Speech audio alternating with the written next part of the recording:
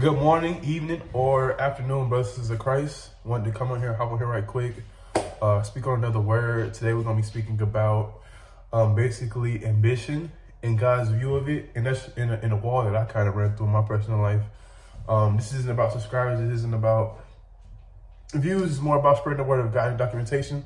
So if you have any questions or anything, or any concerns, or you just want to talk about anything, please let me know in the comments. I would love to minister to you. So first off, I want to talk about how God kind of views ambition, or how he kind of uses ambition, because there are many great things that happen in the Bible that you have to have some ambition for.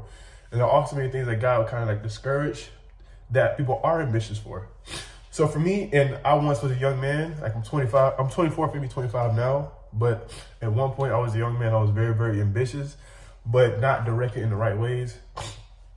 And this is me hoping to reach somebody that's maybe like me, that, you know, sees the guys, want to be, you know, an entrepreneur, want to be living in a certain lifestyle. So I want to speak to you and kind of minister to you and show you what the Lord showed me. So we're first going to start off early in the Bible, during where the book of Moses, well, it's not the actual book where Moses was basically going through the wilderness. In the wilderness, God basically was ministering to the people. The people were worried. It was like, we ain't got no food. What we gonna do? They whining, they crying, they boo-hooing. And basically, God said, okay, I'm going to give you guys manna, right? You guys are going to collect it every morning, right? But you're only going to collect just enough for your house. And when he told Moses, he said they're going to collect just enough for their house to test their hearts, or test the way they are. And there's a reason God moved like that. God said, obviously there's manna, right?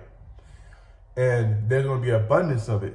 And they can collect as much as they need, right? As much as they truly need, right? And that's the biggest thing. A lot of the times in the Bible, we're going to go over some more, God isn't really necessarily, as far as like our physical resources, God is going to give you just as much as you really need, right? But you see people out here, they got abundance, they did that. What did they do to get that abundance? Were they cool with God and they stepped outside God's will, then got back cool? Or were they, you know, not cool, like, right? And I'm going to go into that too. But second part is, let's talk about Jesus, right? Jesus lived a very, very different lifestyle than I use today.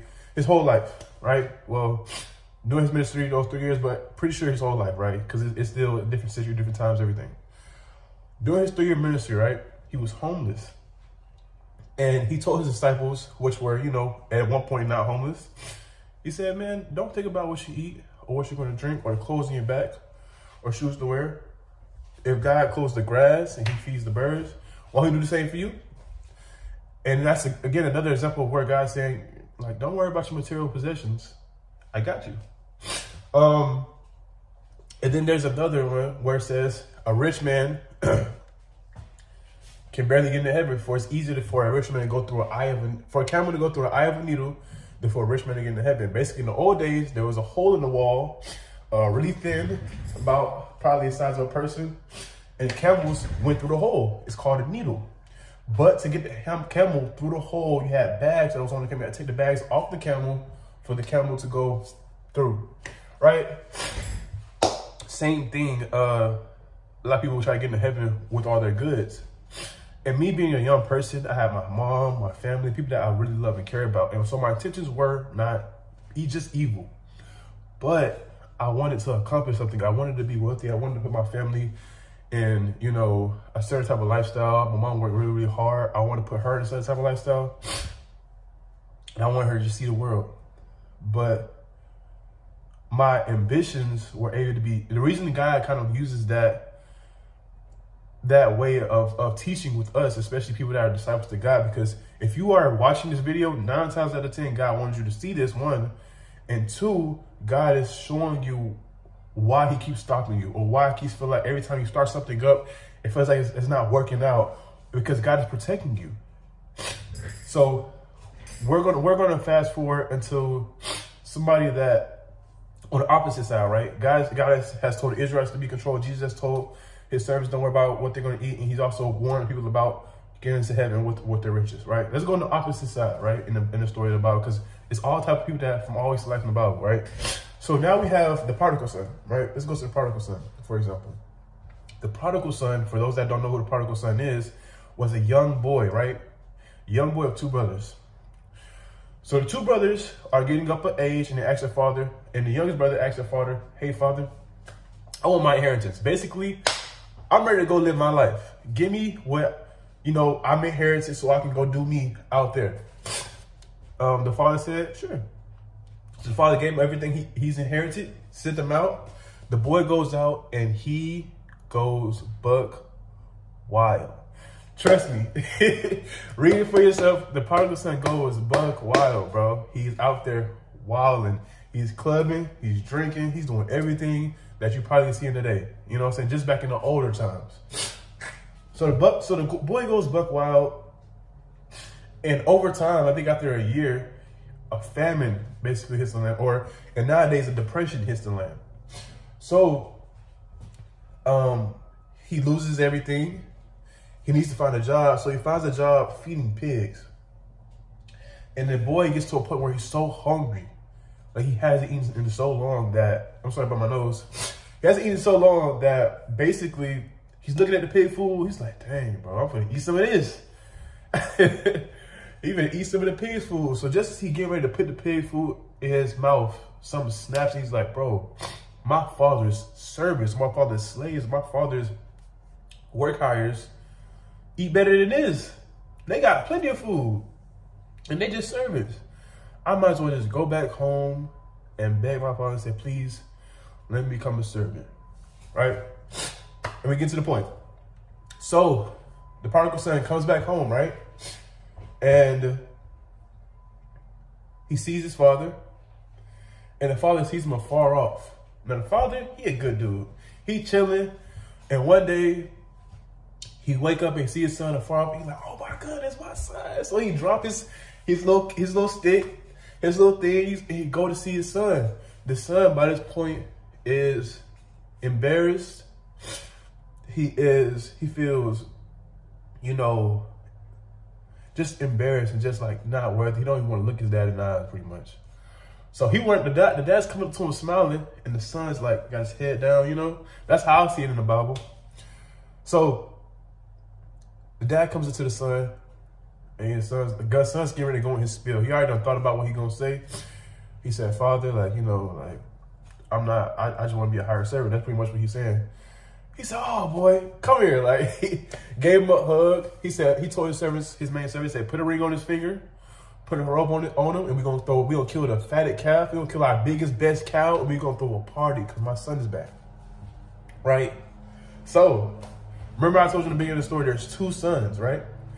The first son is seeing this. He cool. He probably cool his brother back. So, his brother back, and he looking at his party. The party going on. The brother's back. The brother his father's bringing his robe on. And the older son looking around. He's like, okay, that's cool. But like, something's up. Like, cause I've been here. I ain't did what he did. I've been a good son. So the party's going on. Sorry, something's going on with my camera. So he's looking at the dad. He's like, yo, dad, I ain't trying to be like a bother, but like he done went outside. He done spent his money on girls. He done partied. He done got drunk. He done did all this stuff. And I've been good to you this whole time, and you ain't never threw no party like this for me. The father looks him in his eyes and says, son, all that I have is yours. But my son was dead, and now he's alive. And people always reflect that to how God looks at us, because we think that, we sin and then God is not going to forgive us, but that's how he acts. But the point is, right, a lot of us feel like we're missing out on things. So those that get to live that lifestyle. And for me to go even deeper, being a younger man, I used to be angry. I used to be very, very angry. It's just me being vulnerable, because whoever this is for, I used to be very, very angry. I used to be a very, very angry person, because I feel like people got to do whatever they wanted to do to me. And I had to sit there and, hold myself to a higher standard, because I personally knew God. I was like, God, I know you. I'm not going to do this because I know you. I'm not going to put my hands on this person because I know you. I used to be very, very angry on the inside. And guys, I used to feel like I was missing out because I feel like all these people got to do whatever they wanted in the world, and they was cool. They was living it up, and it seemed like they're living it up for their time. But I want you guys to realize, especially the young man that God has this for, is that you're being good to God, you're being faithful to God, and that's actually good because you don't know what that other person is doing or has done to get that quote unquote shine that they have, right? So when people are shining or they got a certain type of status in life, but they're living outside God's will, trust and believe, they're going through their famine season, they're going through the losses, they're going through the struggles, and they're going through things that they wouldn't have gone through had they just stayed inside God's will. And the blessing that the oldest son had that he didn't even know he had is that he still had the same access that the younger son is getting right now, but he didn't have to go through any of the things that the younger son had, right? And that's what I mean by God. And earlier in the video, I said God is protecting you because we think that God is holding out on us. Like, man, God, they get to live this lifestyle. They get to do all this. But had they known that he didn't know his brother just got done, like sitting, literally getting ready to eat pig's food, hungry, starving, ain't ate nothing. He didn't know that.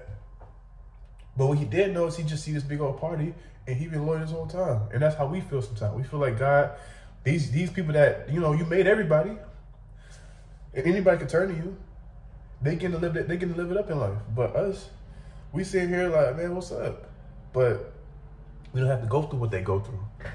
I'm just giving it a bun. People that when you live in a certain lifestyle, and I'll tell you, if anybody else in the comments is understood or has made mistakes in life or has been down a certain path where they had to come back to God and the path was bad, please put your testimony so that people that are younger can hear you, because that's what this is for. This isn't really for views. This is for the body. This is for people that actually love Christ, because if you see this video, you got this far in this video, and that means God is really trying to minister to you and talk to you because you are an entrepreneur, or you're somebody that's trying to do something big in this world, or you're somebody that's trying to do something that's very ambitious in this world, and God is trying to give you the blueprint on how he wants it done versus how you want it done. Because you may want to go out, for me, I want to go out and be disciplined. Be disciplined, grind every day, wake up 5 o'clock in the morning, go to the gym, go to work, come home, maybe read my Bible for an hour. And I was like, man, God would be happy for me to read my Bible every hour, every day. No. Wanna know why? Because that lifestyle would have became an idol. I would have got so comfortable with the routine that my genuineness or my love and my heart would have been cold for God. So my mouth would have been cool with God. I would have been doing my routine, quote unquote, reading my scriptures, quote unquote. But would I be actually talking to God from my heart? Would I be expressing what's actually going on? Would I be like, okay, today, this is what's going on. I read this little Bible verse. I think this is what the Bible verse means. Cool. I'm finna go to the gym because I'm tired. You know? So that's the point, guys, that if you guys are wondering like, man, this person is getting to live this lifestyle, but I can't, please understand that just because it looks pretty or it looks good, don't mean it's always good. Because just like the prodigal son, it looked for a moment, he was shining. He was out with the girls. He had this going on. He had that going on. It looked good to certain, especially if you're a young man. It looked like he living it up. And I'm sitting here doing this, right? But on the whole view of things, he ain't. And actually, he was way more miserable than the first son. So all my first sons out there that didn't, you know, go out there or live a certain type of lifestyle or reserve themselves for a certain period of time, you didn't miss out. You didn't lose anything. Actually, you kept some things that you could have lost. I hope this ministered to you. I hope this blessed you. In Jesus' mighty name.